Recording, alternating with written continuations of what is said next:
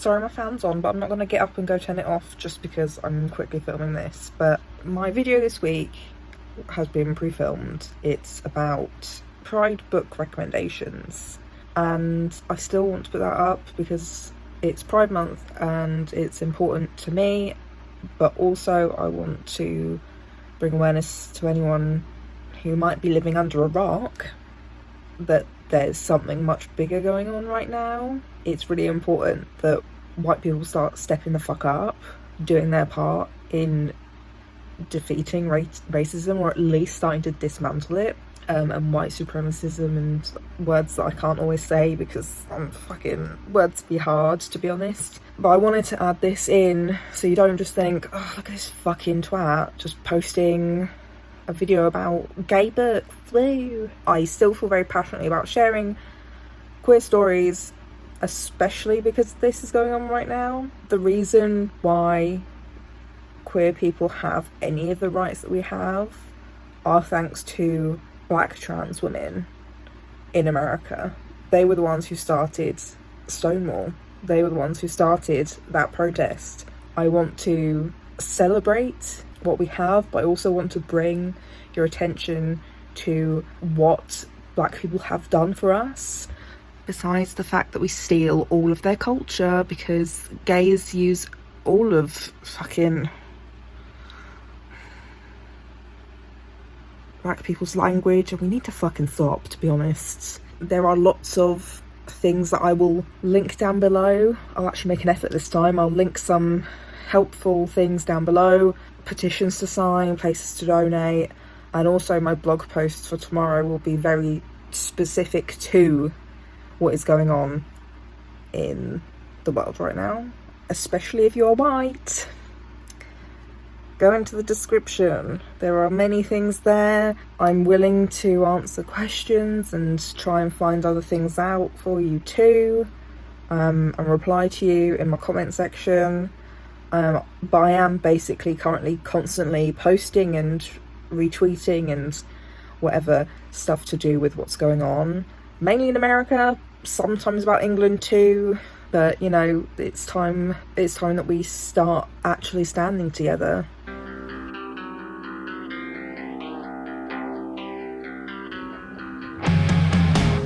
Hey pals, we're here, we're queer, and it's Pride month. But because I've become a book channel, apparently, at least 50%, I wanted to just give some queer book recommendations. Mostly books I have read or have like started, you know. I don't have all the books for a start. I can't be bothered to carry them all in here. I'm disabled, you know, cut me a break. But will I put it on the screen? Maybe. But the first thing on my list is a book that I've been raving about since I fucking read it. Wranglestone by my dyslexic ass brain nearly read his name wrong. Darren Charlton. Fab. Own Voices, zombie book, kind of autumn winter vibe. I think there may be a second book coming because that book had like a cliffhanger and like some insinuation, and there's another one. So beach. Like, being gay isn't the end all be all of this book.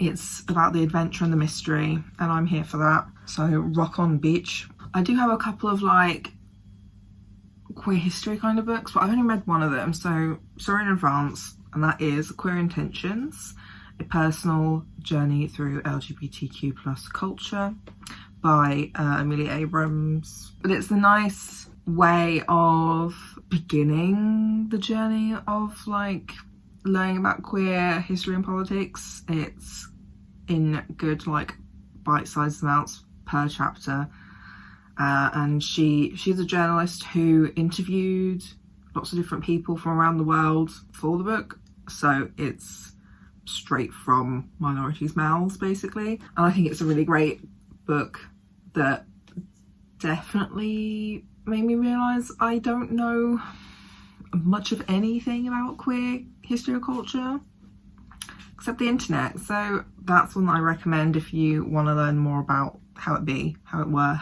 This is me debating whether to mention Will Grayson. I'm mentioning it. Don't recommend it. Also, I don't like John Green. Unbearable Lightness, A Story of Loss and Gain by Portia de Rossi. It's her memoir, basically, of growing up gay, dealing with an eating disorder that's kind of like a mixture of being triggered because you're gay and hiding it, and also because you were in the modelling industry and then went into acting.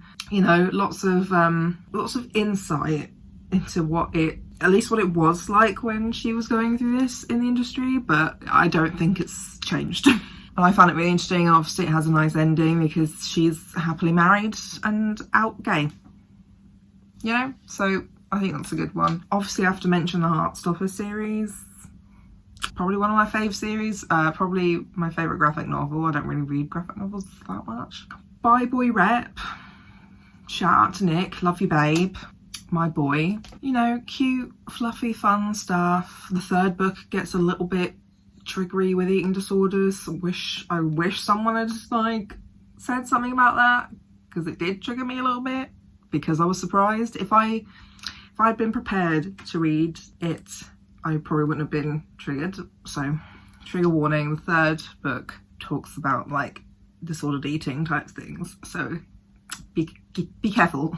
I'm gonna quickly mention Two Boys Kissing, very old book, I think. I don't know, I've had it for ages. I think it's been out for a lot longer than that. A story surrounding a selection of different gay boys. We have some trans rep, and it's told from the perspective of the ghosts of gay men's past. That sounds so fucking dumb, but it's like really sad and ominous, and it's a lot about how like, wow, we're so happy that what we've done has been able to let the future generations of queer boys be able to be themselves more and not be as scared, or if they are targeted, to stand up for themselves or for their friends. You know, it's a nice book, but it's sad. One of my personal favourites, not otherwise specified. I've not heard anybody talk about this book, and I'm really annoyed, because this was like one of the first queer books I read besides Two Boys Kissing, and it's like the epitome of me, except the character is black. Our main gal, Etta, who is or was a ballerina, has an eating disorder, is bisexual, she's black, her mum's a single mother, and basically the story talks about a lot of the stigma of being a bi woman. So like, her group of friends are a bunch of lesbians who only like her when she dates women, but as soon as she dates men, they don't like her anymore and she's a fake lesbian, even though she wasn't a lesbian, and they all knew that, but they chose to ignore it, and they chose to be biphobic. And also issues with like straight people too. Then she finds a love for musical theatre, me, gay, and makes new friends. Some of them are gay, some of them are not gay. Some of them have eating disorders, some of them don't, you know? And it's a nice book. There's no like happily ever after. The person she's dating in the book is just like kind of a fun, casual thing. And by the end of the book, they're not together, but they're still friends, which is nice. Not many books steer away from and they lived happily ever after.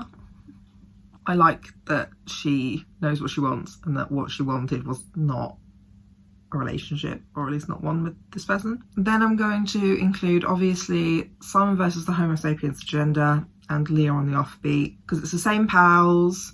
Obviously we know Simon's a gay boy with a secret love affair, like an email pen pal love affair thing. It ends happily ever after. After all the stuff that happened with Simon, Leah is bisexual, a fat bi girl with a single mother again. Bitch. Are we seeing like some correlation between single parents having bisexual children? Because maybe it makes us realise men ain't shit. Opens us up to a whole new world, you know? So, but I really like Leah on the Offbeat. I think I would have really enjoyed it as a teenager, because I was also a fat bi girl with a single mother. And the book isn't about her getting skinny. It's not about her becoming beautiful. It's about how she's trying to defiantly be herself and stay fat even though like she has her moments obviously of not being happy about her weight and shit, but like the end of that story is that she is happy as she is and she learns to love herself entirely. Also, neither of them are lesbians. Both of the women involved in the love story are both bisexuals, which is nice, because normally it's always like a bisexual and a lesbian, or lesbians and that's it. So it was nice to see a dual bi woman story, you know? And it's cute, it's nice, it ends with a happily ever after. I'm here for it. And then this is a recent read of mine, Radio Silence. I know I'm late, I know. But I've been reading Alice Oseman's fucking, I can't read books recently on ebook, the Kindle app, or what the fuck ever, because they've been 99p and I can't help it. I have to. So Radio Silence was the first one I've read. It stars Frances, who is again a black bisexual woman with a single parent.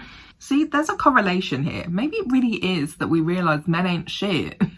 Anyway, off topic. She is like a really academically gifted person, but she also really loves art, and she's struggling with like the pressures of going to university, even though she has a parent who like couldn't give a shit.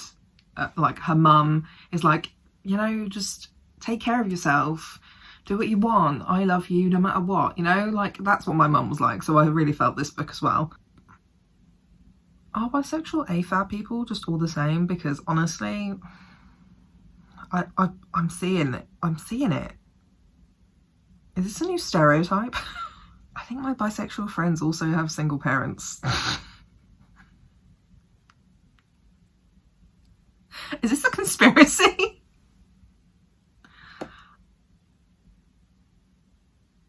I need to stop. So she's trying to get into one of the massive universities. I forgot which one. I don't know whether it was Cambridge or Oxbridge. No, I can't remember. My brain hurts. And then she becomes friends with the creator of her favourite podcast, who is gay. But then there's also this whole mystery. Frances used to be friends with the creator of the podcast's sister, and then she just fucking disappeared. So that's a mystery that gets solved in the book that no one told me about. I would have read this book sooner if someone told me there was a fucking mystery of like some girl just pissing off and nobody knowing where she went for like 3 years, 2 years, I don't know. And this is quite a dark book in a lot of ways, because there is a lot of anxiety generally in the book.